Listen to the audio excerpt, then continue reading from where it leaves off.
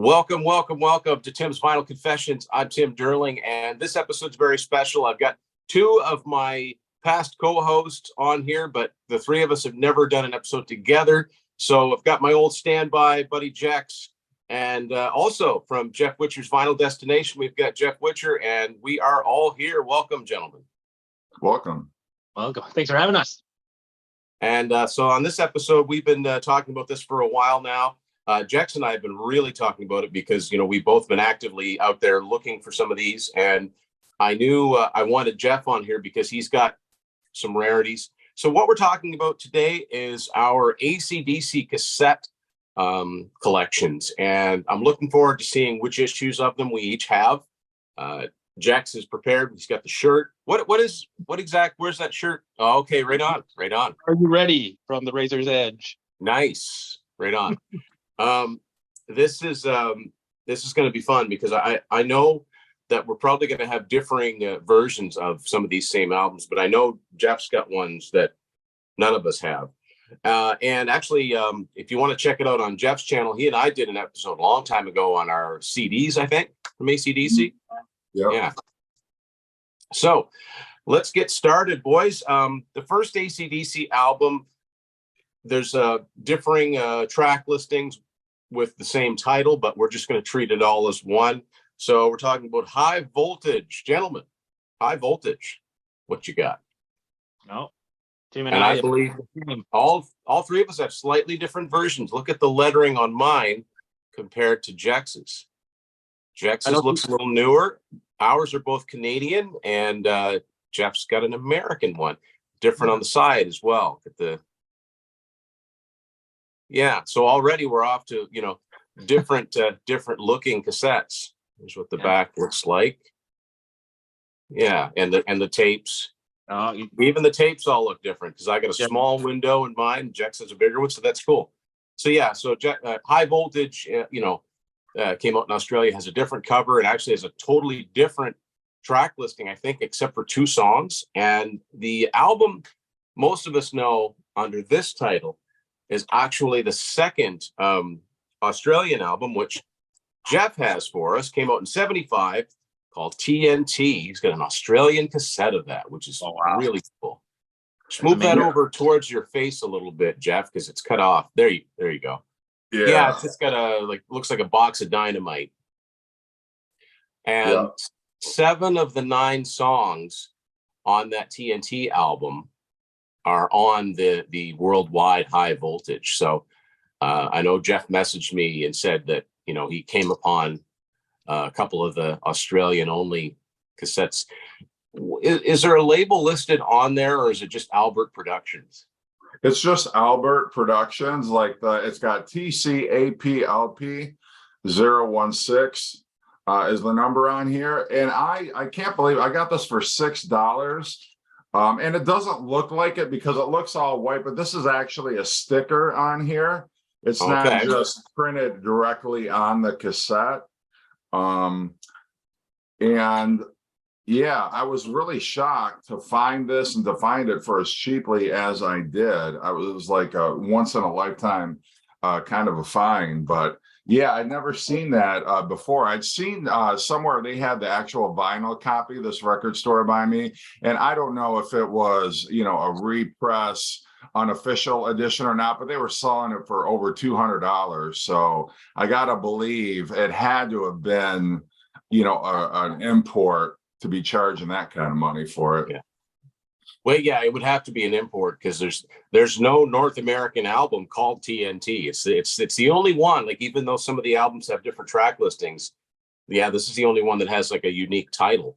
And the fact that you found that so cheap is really cool. I was lucky enough. I only have that on CD. I bought that used off Amazon probably about 10 years ago. I think I only paid about $15 for it, and it's more than that now.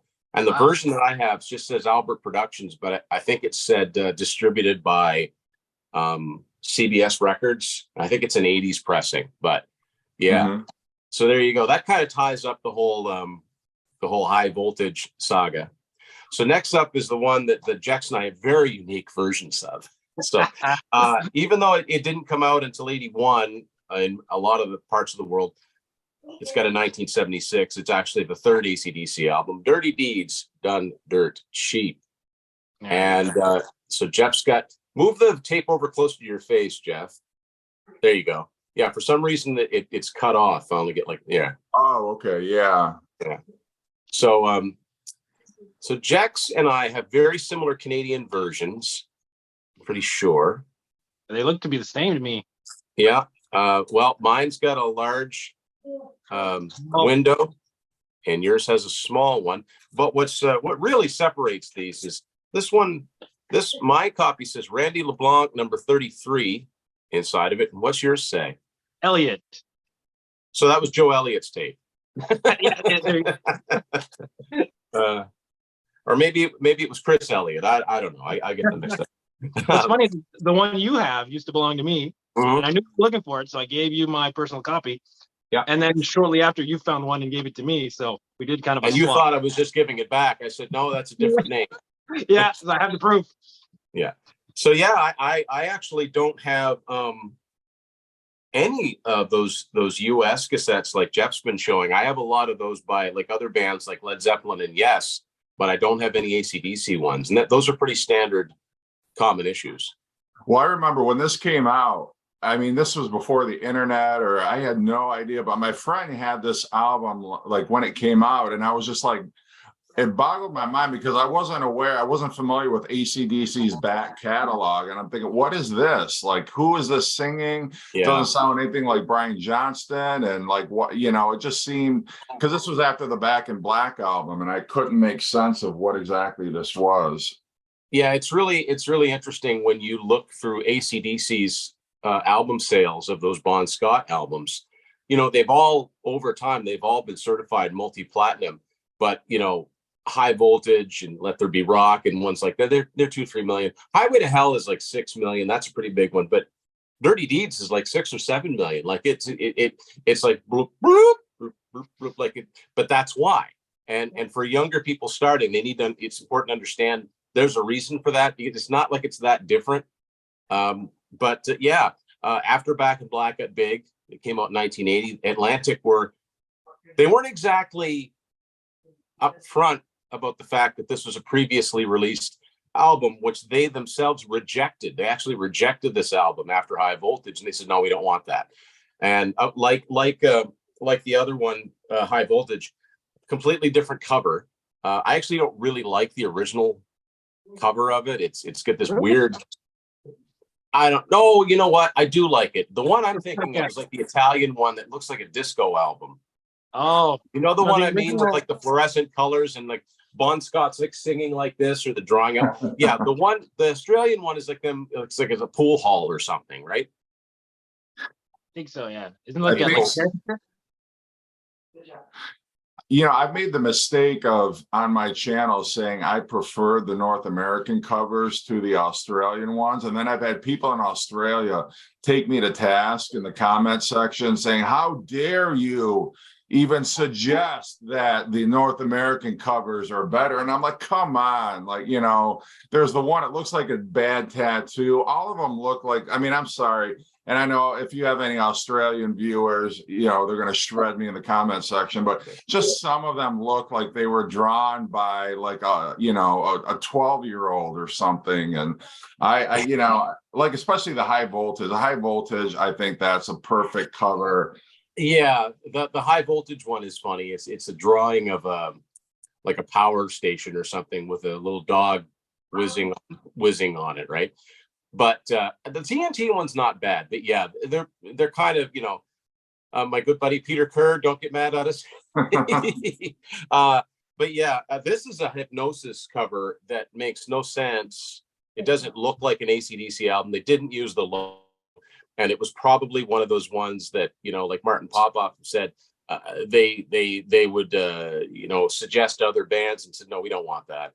Yeah. It kind of makes sense with the lines over the eyes, but yeah, it's just very strange. It doesn't really look like an AC/DC cover, especially with that weird anti-logo, but there you go. So yeah, it has nothing to do with the song. It has nothing to do. I have no idea what the connection is between that song and a bunch of random people with the black over their eyes.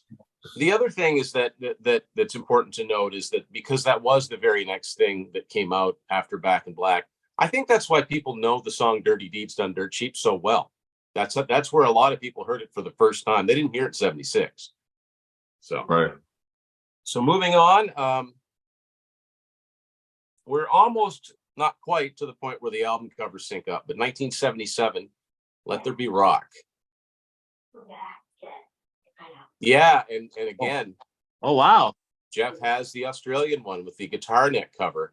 And I got to say, I like the North American one better. It's got the logo, and it's I like the. I don't know if it's a photo or a drawing. Jeff's got both. He's got Australian and a U.S. It looks like a photo, and it looks almost like an X-ray type photo that's been overexposed because it looks like there's like double sets of fingers on here. I don't know how well Maybe you it's can one of see those that. delay, one of those time delay ones. Yeah. And then Set this was itself. from. Oh, hey Tim, you're gonna appreciate this. Randy LeBlanc, number 33. That's the same guy that. Wait a minute. That's the same guy that had my Dirty Deeds tape.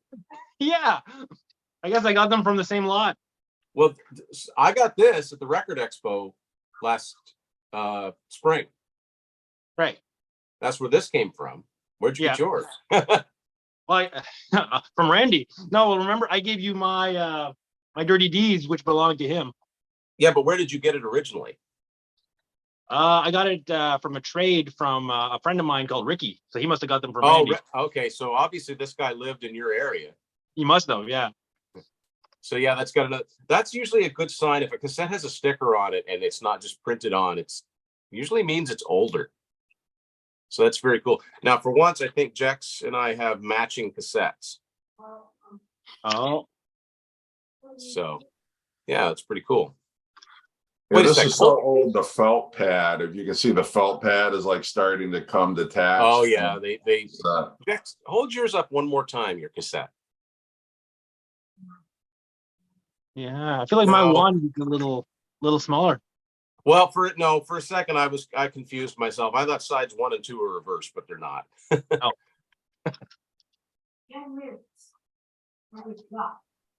Yeah, those are very cool. Very cool. I like that.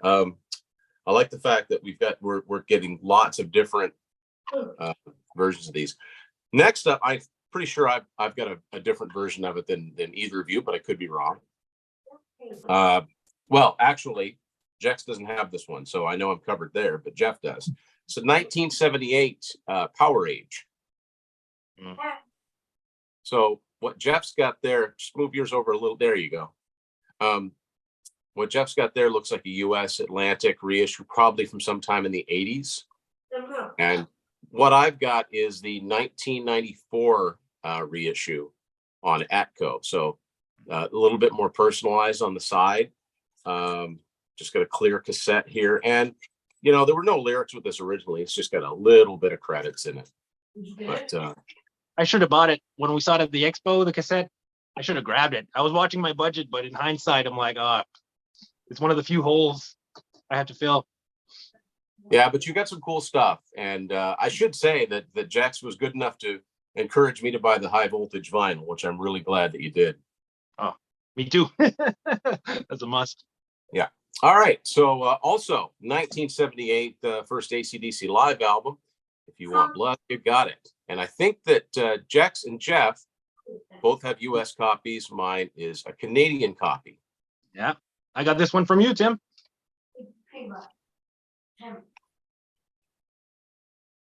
So yeah, pretty standard. And it's kind of neat when, I know that I got this Power Age one that looks way different. It's kind of neat when you have similar issues and they all look the same in a row when you've got them displayed. But I like the fact that I've got a couple of the reissued ones.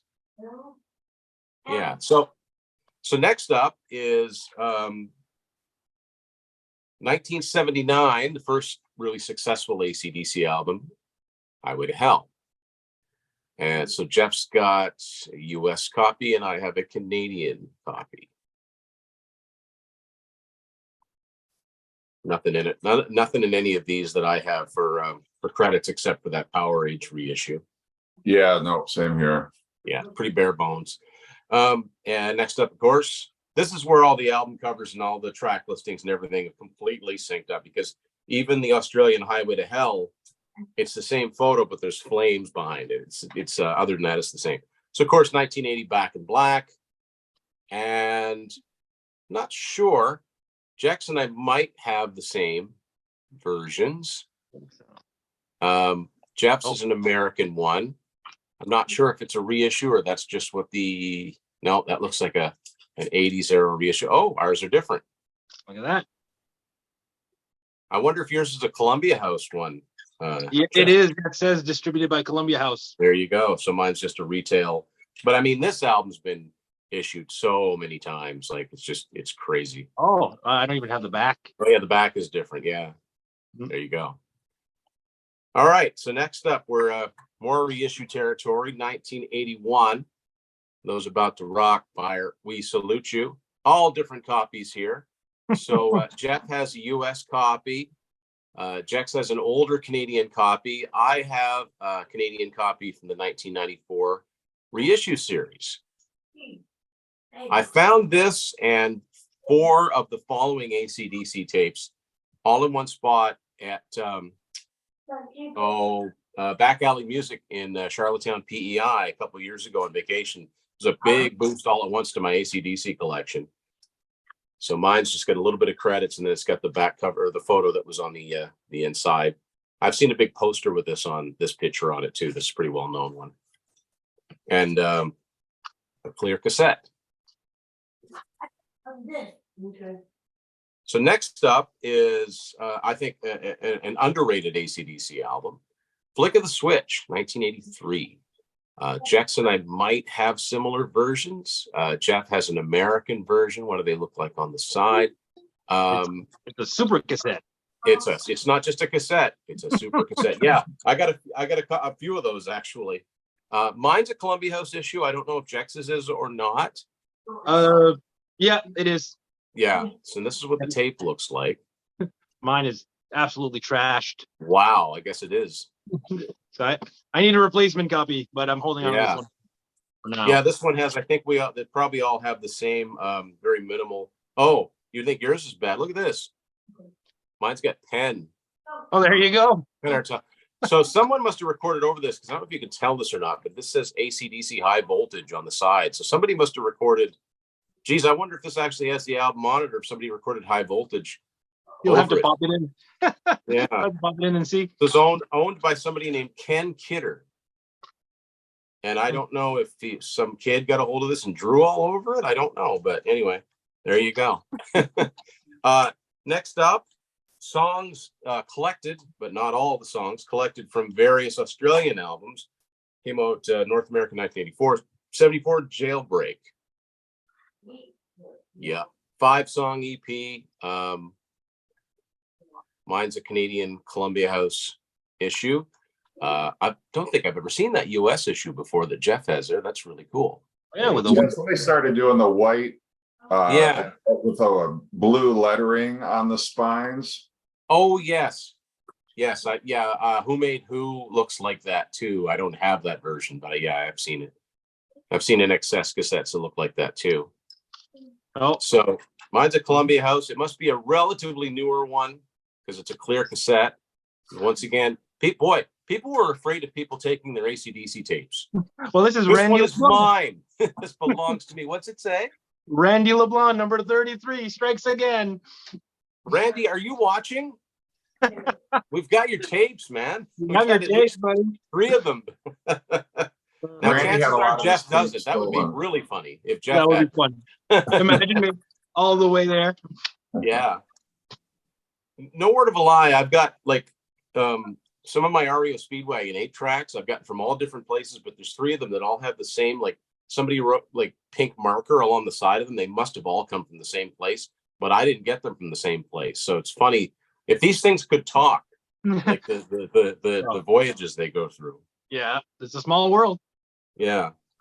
All right. Next up, 1985, Fly on the Wall. This is another one I found on vinyl at the Record Expo. I think Jax and I have similar versions. Jeff's got a US one.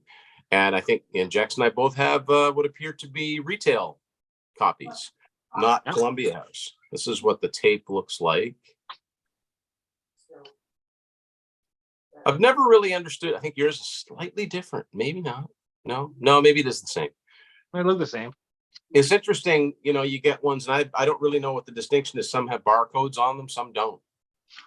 Yeah. Wow. So Jeff's has all the lyrics. Oh, wow. Lyrics and credits. Ooh, And they- credits. Mine's got this. Yeah, same as Jack's. Very, very, very minimal. However, ours are super cassettes. For those of you not in Canada, and I've talked about it before, but anything that was on distributed like Warner or WEA in Canada in the 80s, they had these super cassettes which were supposed, every company had their thing. Like Capitol had one, super dynamic range, and CBS had the chromium dioxide. Like they were all trying to say ours sound better. They're all cassettes. They all have they all have hiss in the background. They're never gonna, anyway. So next up, 1986, half an album, half a soundtrack, half a best of. Never really been sure what to call it. Yeah. Who Made Who? Mine's a Canadian Columbia House issue, and Jeff has an American copy again with that different kind of lettering on it. Very faded lettering on mine on the tape itself, and I bet our insides look the same. It's the Maximum Overdrive logo. And it's next one. What? I was just gonna say, like, they have credits underneath the song titles. It's impossible to read. Now, I could probably, when I was, 12 or 13, have read this, but Yeah, I'm telling you now, it looks like I know. so tiny. I think it was. I think Need it a was magnifying Cinderella. glass. I think it was Cinderella Long Cold Winter. The printing inside of it's minuscule. And if I shine a light on it, it's one of those things like credits that tapes, albums that I've had for years. I can read them only because I know what it says. Yeah. I can just make out vague, nebulous shapes of words. But yeah, you can't. It's so small. And I understand like, hey, yeah, it's got all the credits, but can you read them? The next one, I believe I have Jex to thank for this one. He tracked it down for me. Blow Up Your Video. Yeah. Which is much too similar looking to Who Made Who, to the fact that I almost bought it twice thinking I'd found Who Made Who on vinyl. So that's cool. So by now in the States, they switch. I always liked that design. The Atlantic tapes use the white with the red lettering, and Canada would adopt it very shortly, but not yet. We're still going through this design. And mine's just a retail copy on Atlantic. Tape's a little faded, but very similar. Now, this one actually has no lyrics because there's no lyrics in it, but it's got the picture and little credits in it. This is the first AC/DC cassette I ever got. Really? 18 years ago. Yeah. 2005. Wow. I was at a yard sale. I found someone who had a briefcase full of cassettes. I think it was either 25 cents or $1, cheap. And there was like Twisted Sister, Stay Hungry, The Clash, Combat Rock. But then you had like your Tina Turner, your Corey Hart, stuff I didn't care for. But the price, I thought, hey, I'm. But there was a time when cassettes had very little value. Not so much now as Jack's we see them now. The AC/DC cassettes are $10, $15. Like people, there's more value in them now. So next up, 1990, the Razor's Edge. And this is the point where like U.S. and Canadian cassettes start to look quite similar. There you go. Same. Yeah. Oh, a little different. Just a little bit of different, like this, the serial numbers in black on the Canadian ones. And the US had the clear cassettes, which I always really liked. I always liked those clear cassettes. Tape's quite faded. Mine's different. Mine's got a smaller window than Jackson's, but that was a big album and would have been reissued several times. And here we go again. Chris Hamilton. Way to go, buddy. Putting your name inside of here. Wow. Is yours a retail or a Columbia House, Jax? I'm not seeing Columbia House. I'm going to guess retail. Okay. Yeah, if it was Columbia House, among other things, you'd have the little number in brackets on top or alongside of the serial number, and I don't believe yours does. No, so the J cards are the same, cassettes slightly different. Well, I can't believe they have no lyrics, they have no pictures, there's nothing but just basic song Yeah. credits on here. What the hell, AC/DC? And it was such a big album for them. Like it was the first really big album in quite a long time, even though they didn't really have any albums that didn't sell. But yeah, this kind of brought them back into the forefront. So next up, 1992. I think Jex and I have this, the live, and I was really surprised to find this when I did. This is a Canadian copy, and it's retail.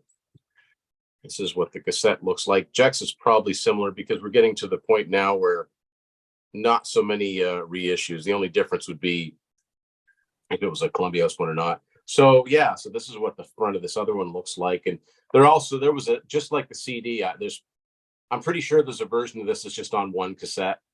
Yeah, Short version, but yeah, I remember I found at Back Alley Music, I found For Those About to Rock, Flick the Switch, Fly on the Wall, Who Made Who, and this all in one. I was like, great, that's nice big Value Village for me. Yeah, your Value Village is much better than Fredericton's. Well, it was about almost 10 years ago. It's not that great anymore. No. Next one is, I have two that are sealed. I think Jeff has this one too, Ball Breaker. Mine's actually a sealed, I think it's from Germany, although by now, again, all over the world, they look quite similar. Like this looks not that different than a US one. And this is when it kind of morphed into East-West, and then East-West kind of went from Atlantic to Elektra. Like if you're a fan of Dream Theater, you've seen how their albums change distributions. Kind of weird. And then I don't know if it's lagging, but Jeff's looks a lot bluer. Like the cover looks so much more blue, but that could be just the lighting or the camera. It also might be the fact that this still has the plastic on it. But yeah, Jeff's looks more like it's supposed to look. It looks more like the CD looks. Yeah. I like the inside of Ball Breaker, the Marvel Comics artist whose name escapes me did all the interior. If you look inside the CD, it's good comic book panels and nice. Pretty cool. Yeah. Yeah, there we go. Cool. Pow, crash, bang.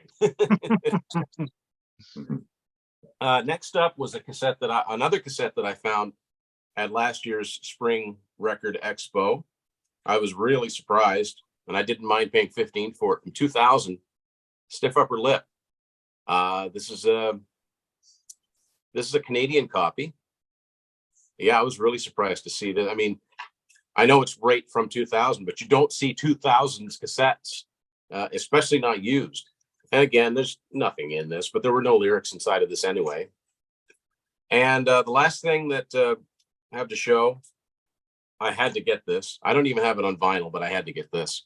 Last album, Power Up, on cassette. From, I think this is a US copy. It's on Sony. And yeah, the cassette is actually red. Hard to see with the plastic on it, but I'm not unwrapping it. Out of curiosity, where did you get it and how much did it retail for at the time? I think I got it off Discogs. I can't remember off the top of my head what I paid for it. I don't think it was crazy, but yeah, you can go on Discogs and probably eBay and find this. It's on Columbia. It's kind of neat that they put it out on cassette. I still got to get it on vinyl, but so there you go. That's our AC/DC cassette collection. Like it's pretty cool. Like very few cases did we have the exact same issue of any of them. So that just shows you, number one, like, this band's popular all over the world, and number two, like the albums have been issued so many times. So I'd be interested in the because you can't really do it on YouTube, certainly can't do it on Instagram, but on Facebook, if anybody's got some really odd looking AC/DC cassettes, I'd love to see you post them in the comments, see what rarities that you might have. Or what is his name? Who's the guy that's gonna put his name in all these, Jax? Randy LeBlanc. Yeah, Randy LeBlanc, if you're out there, we'd like you to present to us your history of these. And did you get rid of them just because you just weren't into it anymore, or did you get them on CD? Yeah, tell us.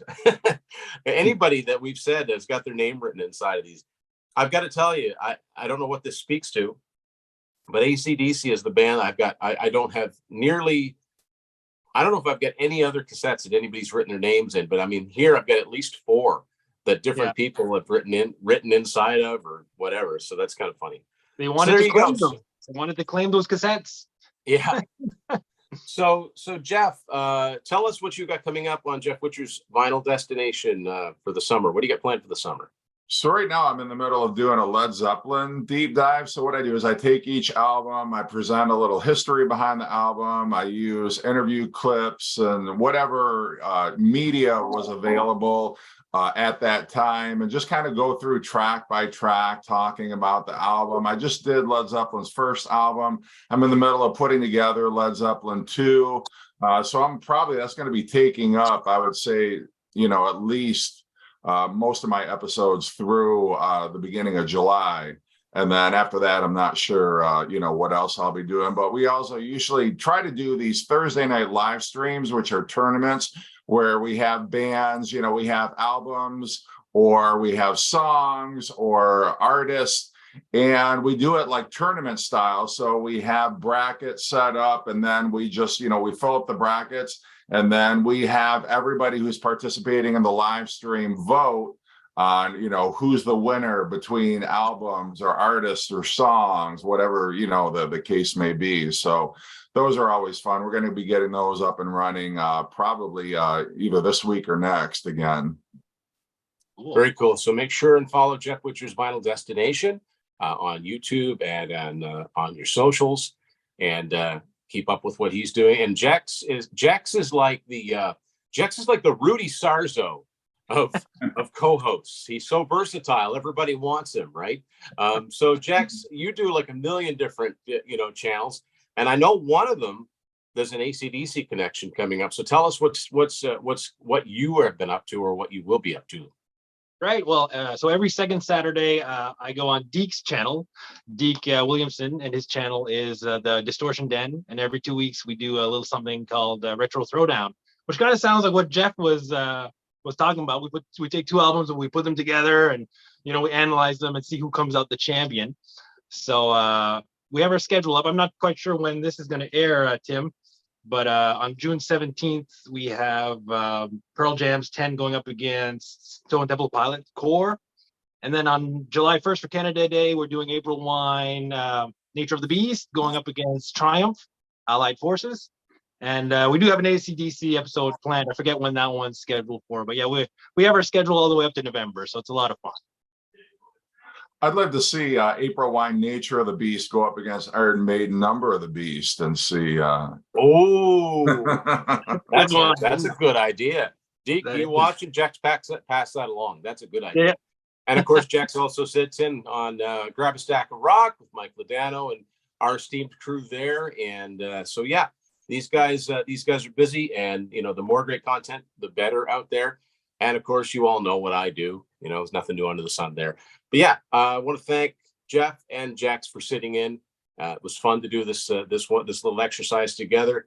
I'm sure we can find something else. We can do this same type of format as well. I like going through the different issues of these things, no matter what the format. So thanks, guys, for doing this. And I want to thank all of you out there for watching Tim's Vinyl Confessions.